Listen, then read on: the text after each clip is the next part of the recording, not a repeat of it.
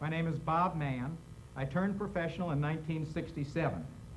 But after turning professional, I then got really involved in a lot of sports.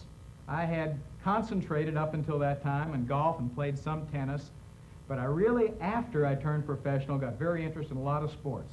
And in the middle 70s through the end of 1978, as an adult, I did that which I had not done out of high school. I returned to college, or went back to college as an adult, University of Florida Physical Education Department.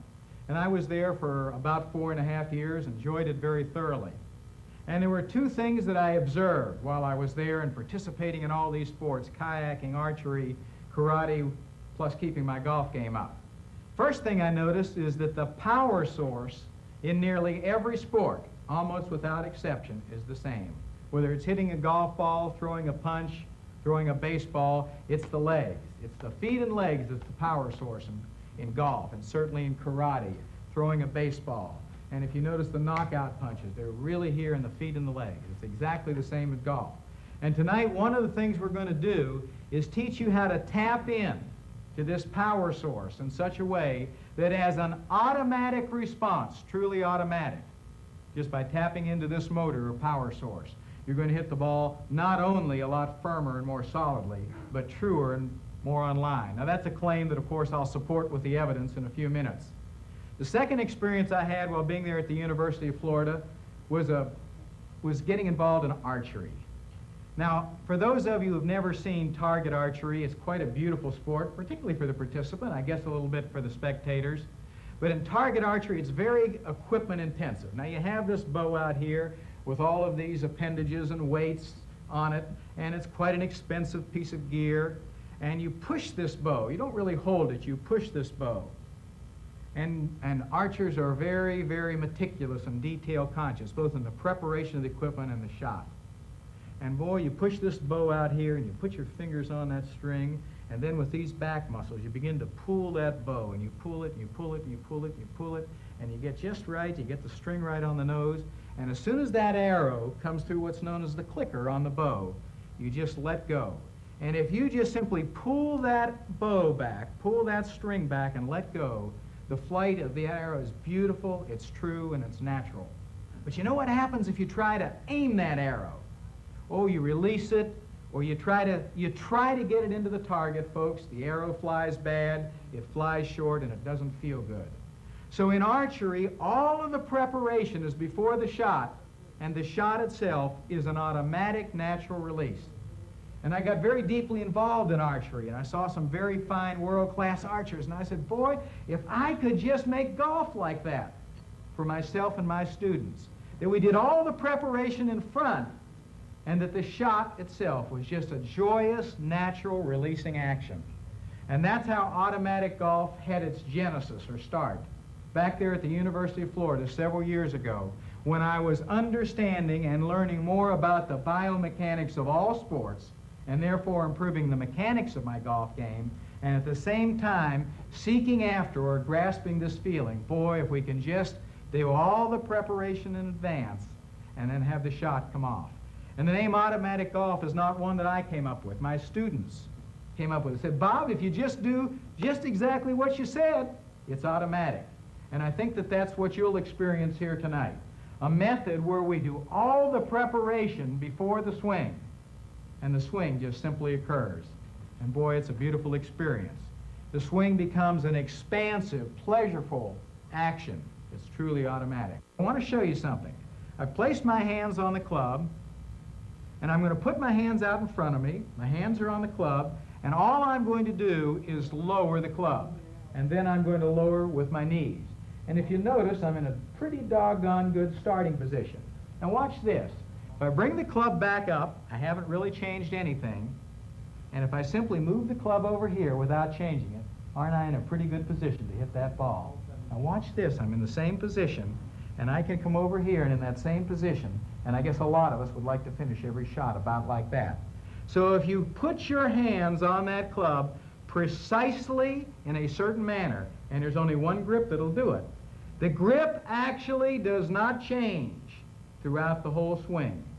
Now look what we've done. and all of you know enough about mechanics to know that if we create a machine and eliminate all of these moving parts, all of this, and this, not only have we got a more reliable machine that's going to repeat its action time after time, or in this case a more reliable swing that will repeat, but also we've increased, not decreased, the power. Now, why does getting all of this floppy movement out of the hands increase the power in a golf swing? Well, folks, you know that if you wanted to go up and hit somebody, you certainly couldn't do much damage like that. The damage comes from the body weight. If we hit somebody like this, we're going to hurt them. But if we go up and hit them like this, it means nothing. It's the same. Even though you know logically that you can't add anything, this is the tendency in golf. And we're going to remove that by placing your hands absolutely, meticulously, in an exact fashion on that golf club. What I want you to do with that little piece of doweling, or your stick for the night, is grip it in your right hand up at the top. Right hand up in the top, just the reverse of where you're going to grip a golf club. And extend it right out in front of you at a 45-degree angle. Not here, but right out in front of you at about a 45-degree angle. Now, not in here, just push it right out there, right out there. Okay, you've learned the first move. You can relax now. You can put that down. And now we're going to look at the left hand. And here's what I want you to do with the left hand. I want you to take this forefinger and simply touch the pad under the thumb. Make certain that the thumb is curved in, not out, not bent, but curved in, right, like this. Touch the pad, forefinger against pad, and close up your hand, just like this. This thumb against this pad, this forefinger right here. Just like that. That's fine, folks. Now look at the inside of your hand. And what I want you to do now is close your hand. But I want you to bring these fingers way down here and touch the pad of this hand, just like this. Not like this, but bring them way down here and touch the pad of this hand. So what we've got is the forefinger touching the pad of the thumb laying against this part of the hand, and the fingers right there. Now open your hand ever so slightly, and just pretend that you had a small, tiny little lemon in there in the last three fingers, and you wanted to get all the juice out of it and squeeze it. Just with the last three fingers. Just with the last three fingers. Okay. Now, keep your hand, open it just a little bit. Take that piece of doweling, or your golf club tonight, push it right out in front of you with your right hand, and come in, folks, and put this left hand down on top of the club right there. Just come in right there, over on top, not around here, right over, right down on the club, right there. Just like that. Just exactly like that. Now extend the left hand out in front of you. Remove the right hand. Now take your right forefinger. Take your right forefinger, reach up here and touch your left hand, and you'll find two ligaments. Now if you went by the numbers, 45-degree angle, came in and put your left hand over and down on the club, you'll find those two ligaments and a little space in between them. If you did this number, you won't find them. So it's there at 45-degree angles. Find these two ligaments and the little space in between it. Put your thumb in that space, the forefinger up here, and make certain that this space is directly over the shaft of the club. If you're over here to the right, come back, re-grip it, start all over again, and get it centered. If you're over here to the left, this way, come back and center it. This space between these two ligaments, directly over the shaft of the club. Okay, now, for this to happen, painting by numbers again, you must extend the club with your right hand. A 45-degree angle fully extended in front of you. Come up and touch this forefinger to the thumb. Bring these fingers into the pad of the hand, open just enough to come in and put your hand over and down on the club. Close it like you were squeezing a small lemon right here. Let the finger and the thumb go. Let the finger and the thumb go. Now, do you really have it? Yank on it with your other hand. Do you really have it in those three fingers? If you've got it in those three fingers, you've got an angle here. You've got this space right over the shaft, and you can feel this space. You've got your left hand on there properly. Okay. Now, what we're going to do now is put your right hand on, and this will work fine if the left hand's on there just right. So before we do the right hand, let's see you all, without instruction, just put your left hand on the club. I'll walk a little bit around the audience and make certain that we've got the left hand on there properly. Okay. Folks, let me show you this little move right here. This last little move, when we put the left hand on here, is to shorten the thumb and increase the pressure in these three fingers. You see, if the thumb goes up here, we are holding this club in these two fingers. And we're going to get up here and we're just going to flop all over the place. And we're not going to be in this absolutely perfect neutral to neutral to neutral position. So it's right here, the pressure's in these three fingers. These three fingers. Okay, if you have that, we're going to put the right hand on the club now. The way you do that is extend the left hand out in front of you, take your right hand and take the middle two fingers, the second pad, not the first pad, not the third, but the second pad, and place it directly on the bottom of the club adjacent to your left hand. These two fingers right here. Now very slowly begin to close by squeezing these fingers. Don't come down here with your hand. Simply close the fingers until you get nearly closed. And what you'll see is that the pad of the right hand makes a perfect pocket for the left thumb. And then just fit that thumb in there and continue to close your hand. And that's all you do. Now what you'll notice is that your right thumb is over on the left side of the golf club. That there's no pressure at all of the right thumb on the shaft of the club. And that's extremely important because those pinching muscles with either hand, they are scared, steer it around the golf course, try to keep the ball in play, patty cake it kind of swinging. But when we get these thumbs off the golf club, particularly the right thumb, by gripping it precisely in this manner, the second pad, slowly closing the pressure, bringing the right thumb over the left thumb, or the right pad over the left thumb, and the right thumb on the left side of the club. We could even do this. We could hit the ball fine, just like this. But we can't have the pressure here. Now, as you apply more pressure, and I want you to think about those two fingers, and just kind of squeeze those fingers like you were milking a small lemon there, what you'll notice is you'll get some pressure right here on the back of the right hand. This is good, healthy right hand pressure. And I'm going to do my Arnold Palmer imitation for you, hitting a little maybe 7 or 8 iron punch shot. And I'll show you the right hand functioning in golf. Is that not Arnold? Well, he goes a little more like this, doesn't he? You see? But he's getting the back of this hand right through the shot. Now, we're going to go by the numbers on the whole grip. We come over, place the club in front of us. Down with the left hand. We check the alignment by the space between the two ligaments. We make certain that we've maintained the 45-degree angle, that all the pressure's back here. We could let loose with these two fingers.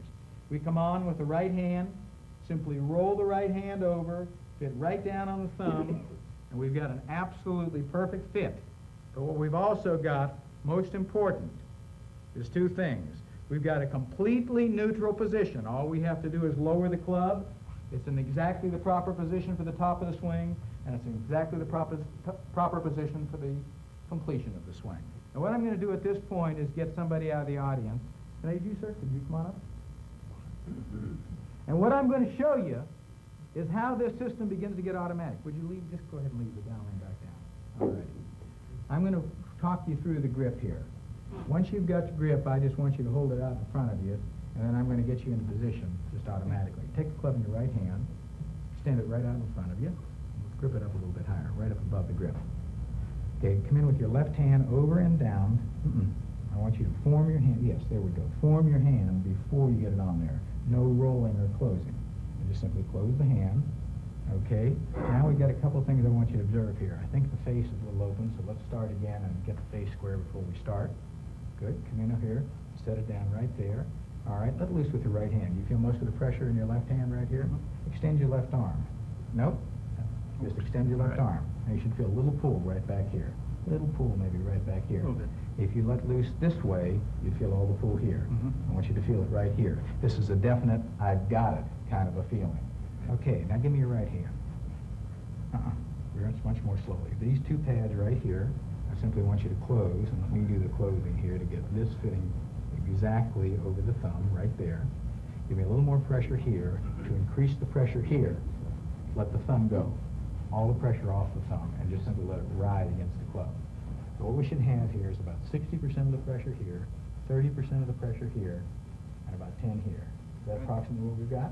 Sounds good. All right. Your hands cohesively together. Spread your feet just a little bit. Turn your left foot out slightly to the left. And all I want you to do now is don't lower your upper body. Just simply look up, keeping this position exactly the same. All right. Now, folks, we can't do this. We've got to maintain this position because we want it to be totally neutral. Simply lower the club. Not your upper body. Just simply lower the club. That's right. Now, simply sit down, lower your knees, continue to lower the club with your knees, keeping hand in exactly this position. No, I don't want you to do anything right there except exactly what it was. Okay, all right, take it. Now, I didn't tell this man about anything about moving 2 inches behind the ball or whatever. Is he not in a perfect, absolutely perfect position? Now, somebody in every audience usually says to me, but Bob, what about if we're hitting a driver and we want the club up in the left side of the stand? And what about if we're hitting a little wedge shot and the club is in the back? I'm going to show you something here. Nothing changes. If we're hitting the ball, or if we're planning on hitting a driver, we have a longer club, we're going to use a wider stance. We put our hands on the club. We stand out here, maybe a slightly closed stance, a wider stance. All we do is the same thing.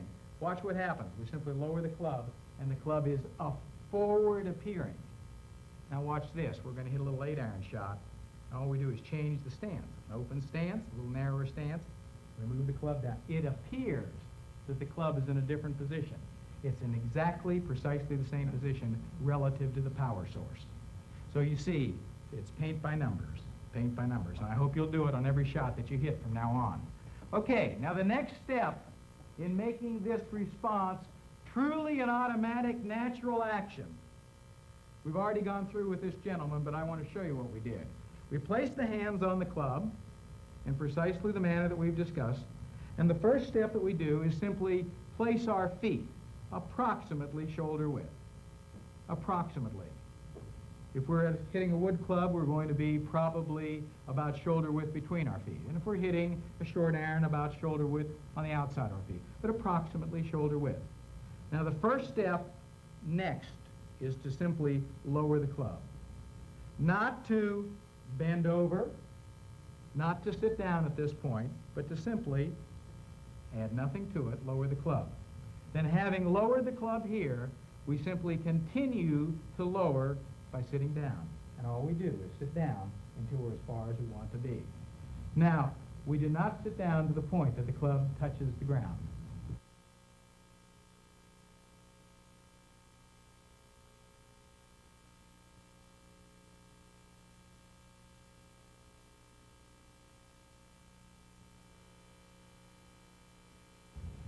Okay, what I'm going to do now is I'm going to show you what the motor of a golf swing looks like.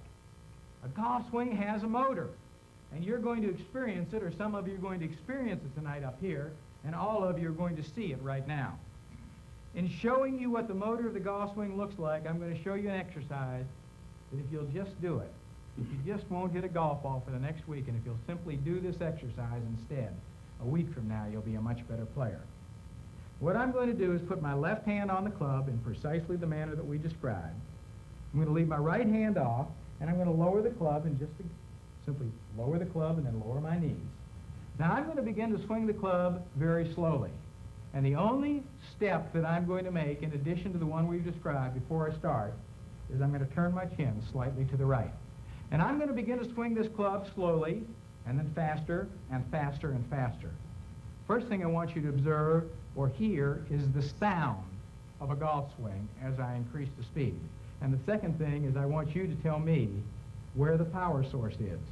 What made me able to swing this club faster as I went? Where did the power come from? Okay, I'm going to begin with a nice little tempo.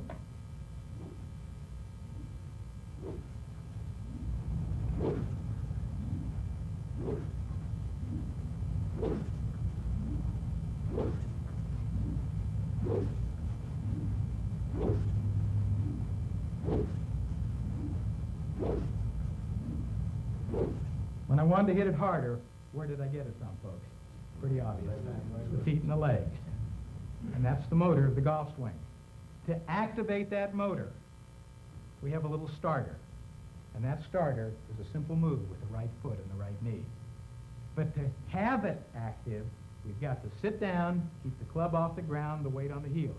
Is it logical that we would start here, go up here with our legs straight, and try to do this when it's just so simple to get in this position? So I'm going to give you this little exercise to think about doing at home, which is to simply take the club and to simply activate your feet and legs. Now, I didn't say do this. I didn't say make the club bring your body. And I didn't even say stay neutral. Just simply drop the club, carry it, and make this motion with your feet and legs. Then practice left hand, put the club down, shin slightly to the right, and then swing.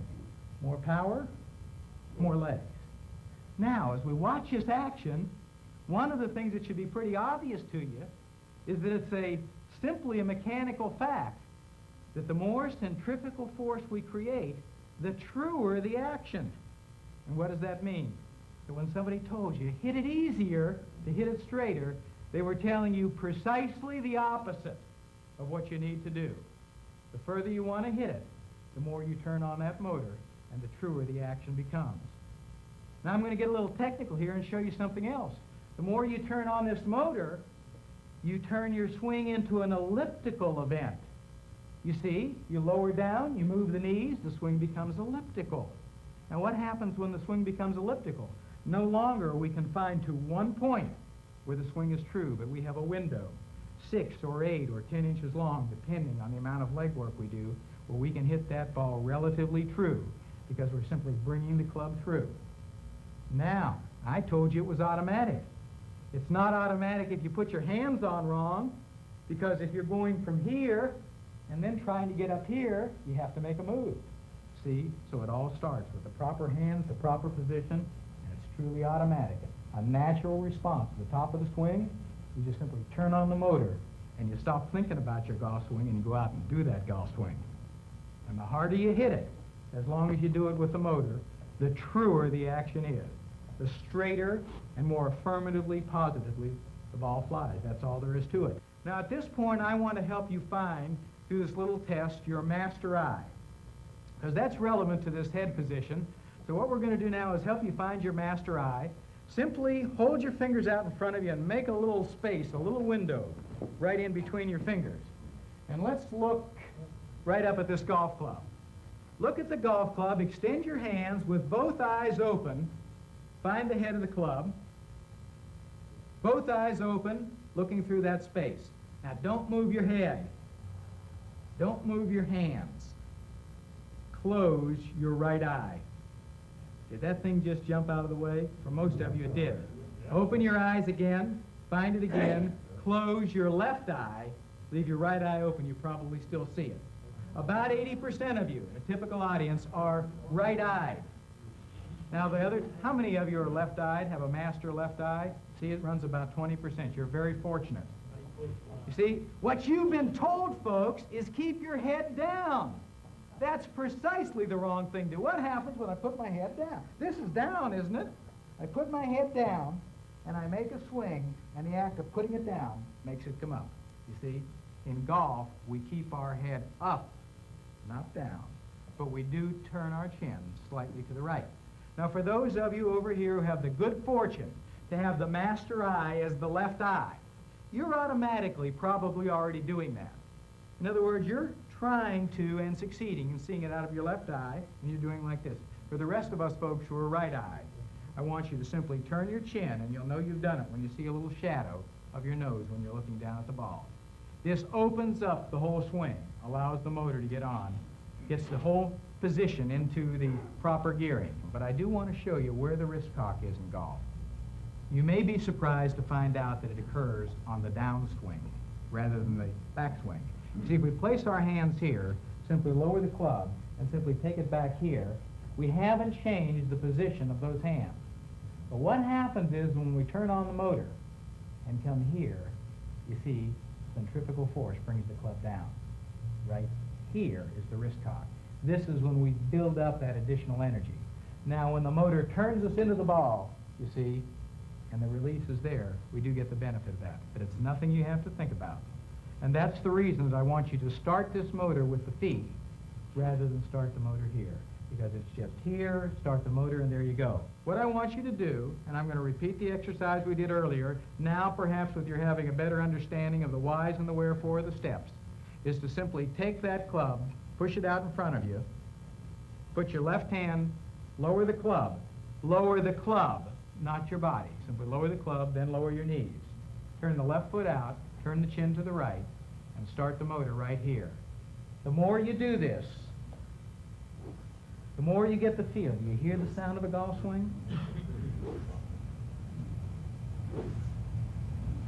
When you can do this 30, 35, 40 times, and you're just as strong the last time as you were the first time, folks, you're ready to go out and hit some golf balls. Now you notice I never lose control of the club. The reason I don't lose control of the club is because I've placed my hand on there in a precise way, and I've built up my strength with the exercise.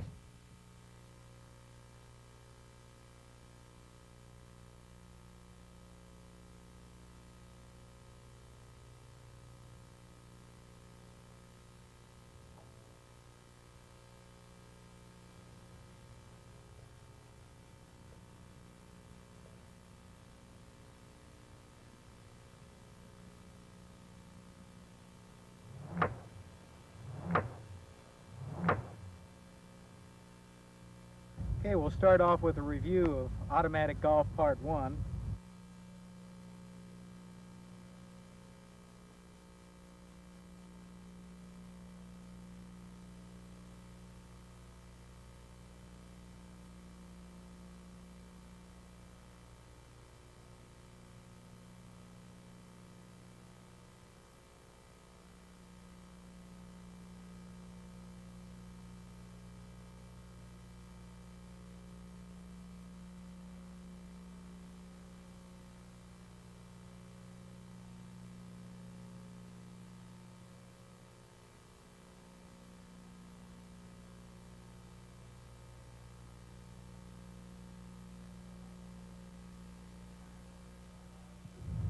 Okay, now that's a review of the automatic golf system. That's all the preparation you need to place the proper hitting muscles in command of the shot. Now you'll recall that after we achieved the original starting position, or the proper original starting position, the next step in the automatic golf system was to do the golf motor exercise. The golf motor exercise, again, we grip the club, this time in our left hand only. We simply lower the club, then we sit down into the shot, turn the chin to the right, and we start swinging the club, held in the left hand only. Keep the chin back, apply the motion with the feet and legs, more power, more feet and legs. More power, more feet and legs.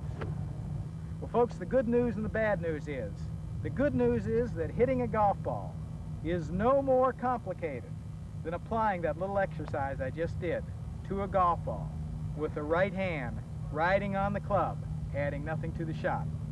The bad news is that no matter how much you know about it, you can't do it until you have learned to do that exercise and mastered the golf motor move. And I want to illustrate the importance of that with a little piece of equipment I've made up today. What I've done here is simulated one of the famous David and Goliath slingshots. You've read about it or heard about it. It's a little pouch with a couple pieces of string. And what I've done is scotch tape in a golf ball here. And now we all know, or we pretty much know, that the force in a golf swing is centrifugal force. That's how David beat that big old Goliath, using centrifugal force. But you know, even though we know that centrifugal force is the force of a golf swing, we all have a bit of misconception, or most of us do, about the central point. You see, if the central point, or the axis, the centrifugal force of a golf swing, was at our hands, we'd swing the club just about like this. But that's not the way we do it. You see, the axis point is the left shoulder. So the importance of the motor exercise that I've just showed you, and we discussed so much on film 1, is first of all to establish the axis right up here with your left shoulder. You see, when we do the exercise, Everything is moving from the left shoulder, not from the wrist, from the left shoulder. Now, let's look back at this slingshot again. And if we start whirling this thing real fast, we notice that the arc is perfectly true. We don't have to think about that arc being true. We don't have to think about that golf ball, which would be equivalent to the head of the club staying on path. All we've got to do is swing it, make it whirl. It's the same thing in a golf swing. You don't have to think about all these things. But what happens is, if I started thinking about where this thing is and tried to place it in different positions and had it break in the middle, I'd lose all of the dynamics, all the trueness out of the action. Well, that's the same thing that happens, folks, when you're dealing with a golf club. That's the same thing that happens when this hinge comes into play. All of the true whirling action of the golf swing from this hinge, caused by this motor, breaks down and disappears if we do this.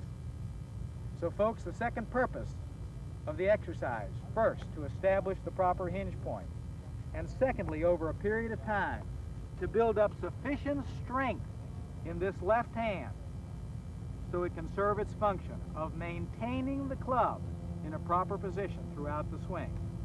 Now, certainly we recognize that the club responds to the move, and that's where we have the automatic wrist cock. But as soon as we start doing this stuff, folks, it breaks down the action. So there's no replacing the exercise. Now, before we hit some balls, I'm again going to review the full automatic golf system right through the workout with the motor exercise. Extend the club out in front of us, the right hand, club at a 45-degree angle. In, over, and down with the left hand. The club gripped about 70% of our total gripping pressure, 60 to 70%, in the last three fingers of the left hand. We find the space between the two ligaments. It's directly over the shaft. We feel the pull here. We don't allow the club to release. We come in, place the right hand on in the two fingers, two middle fingers, two middle pads, with only very light pressure, and the right thumb on the left side of the shaft. We simply then lower the club, and then we lower our knees, turn our chin to the right, and we start the motor move with the right foot and right knee. Now, the transition from the golf motor exercise to the swing is to simply place the right hand on in such a way that it does not impinge on or in any way change the exercise. You see, hitting a golf ball is nothing more than doing the exercise with the ball in the way.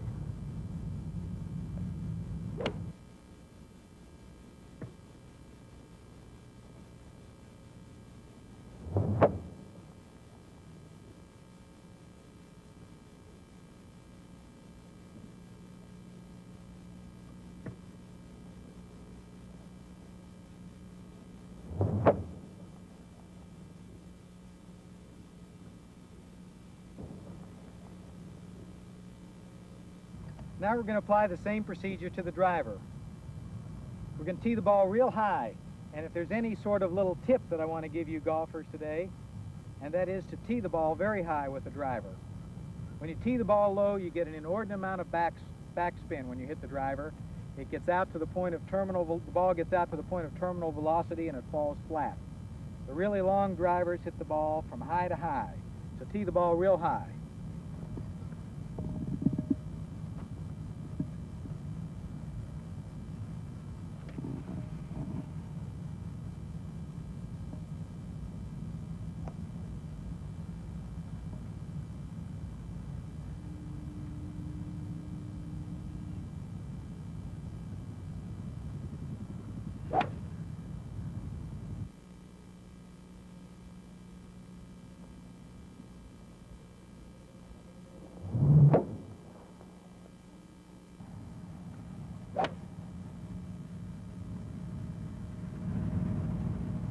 About $1 million like that. I love it.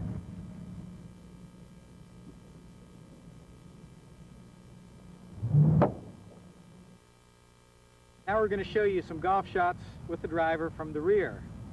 And the significance of this point of view is that you can see the foot and leg action very, very clearly.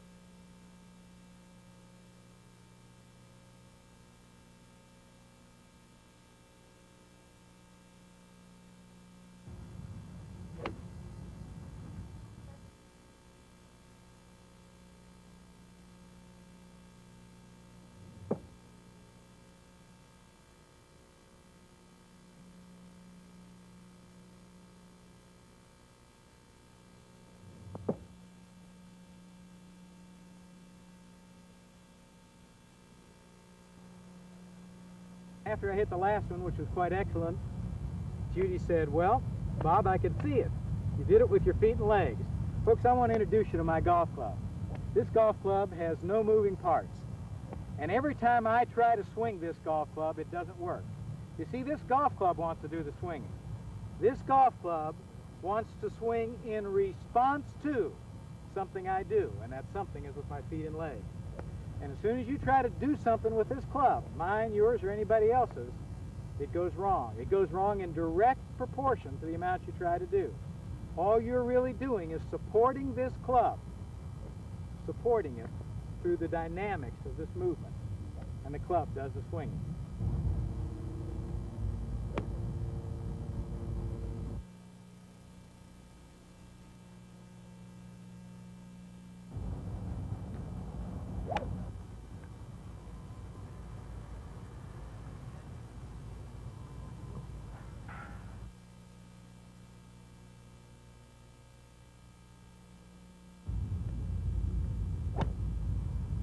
Oh, that's super.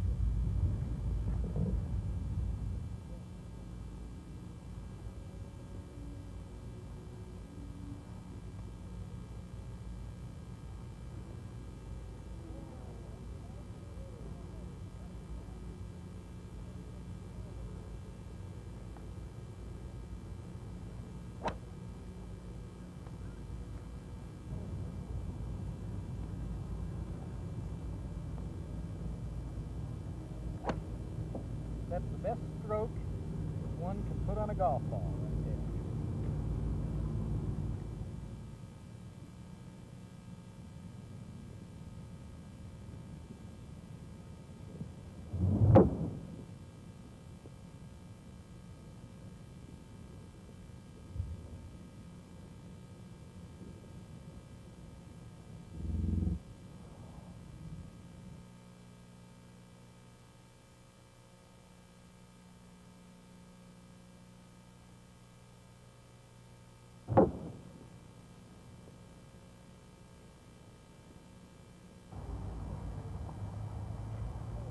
Well, I'll take about 1 million of them like that. We'll finish up our workout today, like we suggest you finish up yours, with the golf motor exercise. Don't do it before you work out with the balls every day. It'll make you a little tired, but afterwards, definitely do so.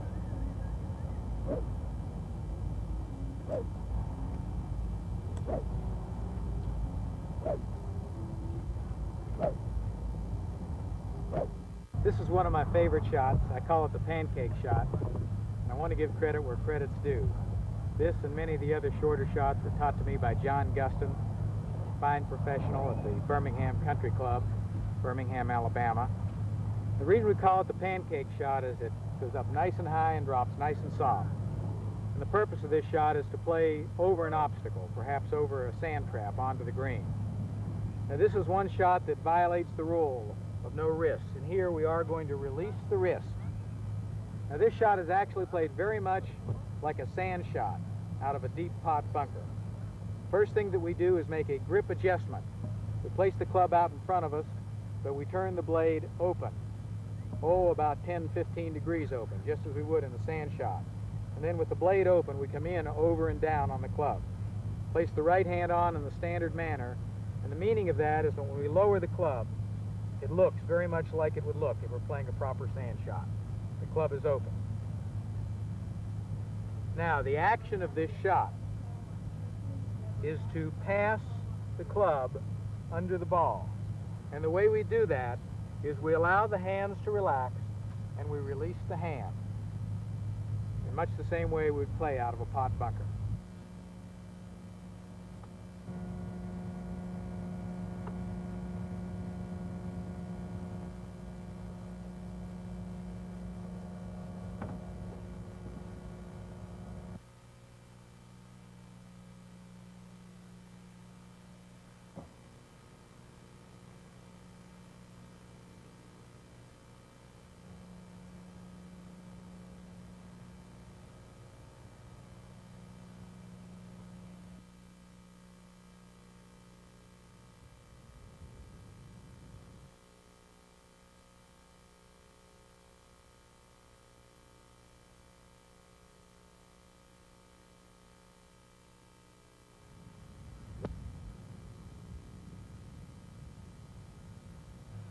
Thank you for attending Automatic Golf Volume 2, and ask at your favorite store for Automatic Golf, the Operator's Manual in book form. And soon to be introduced, look for the automatic golf balls. They're just as automatic as your willingness to apply the motor move to your golf game.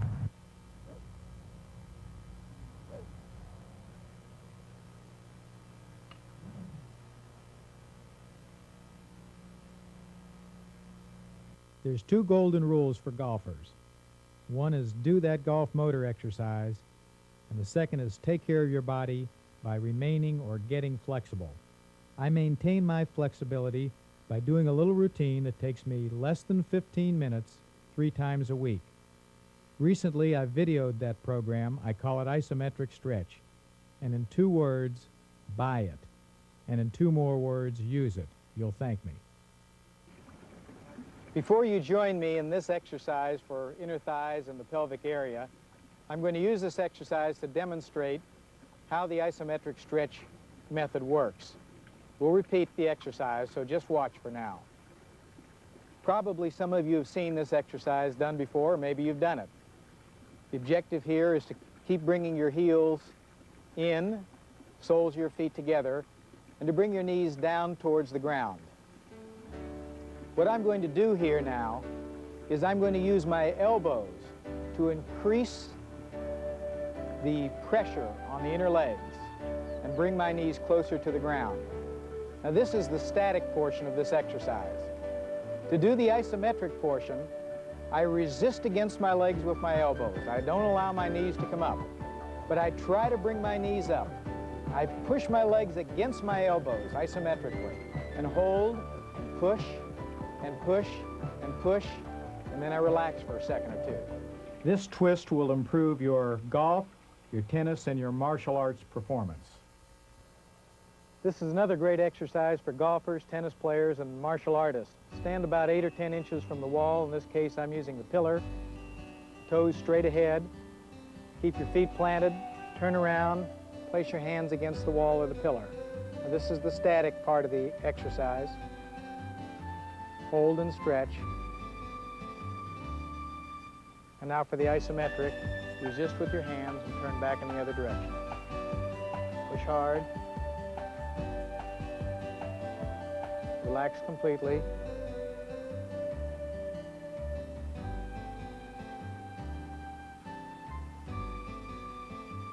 Push hard again.